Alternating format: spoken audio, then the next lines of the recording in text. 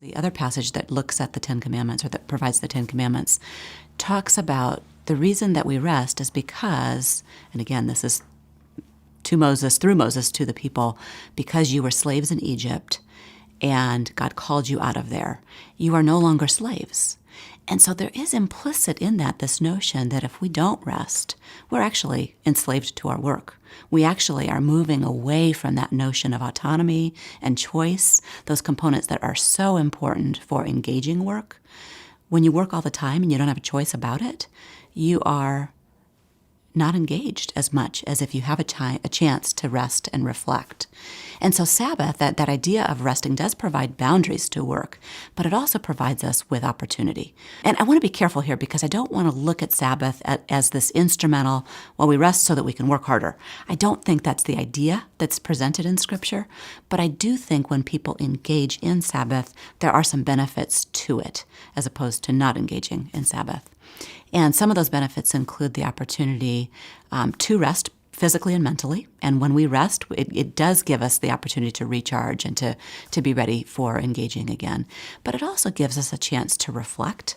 It gives us a chance to think about how we're doing our work.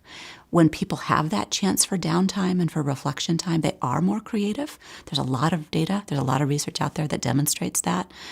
They may actually think about ways to do work in more productive or more effective approaches. Some organizations have picked up this idea. I don't think they've picked up the scriptural idea of Sabbath per se, but they've picked up this idea of rest.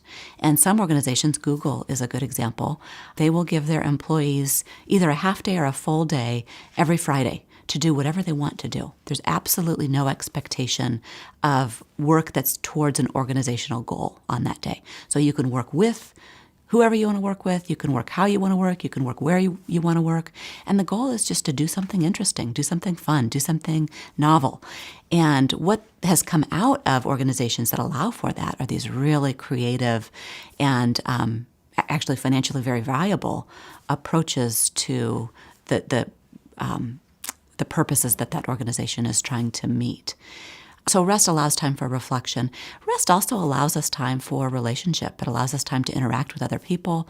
And just from a psychological health perspective, that's really important. It's really important for us to have that time, that downtime, to physically and mentally rest, to reflect, to engage with others, and to be in relationship with others. And Sabbath provides the opportunity for all of those things.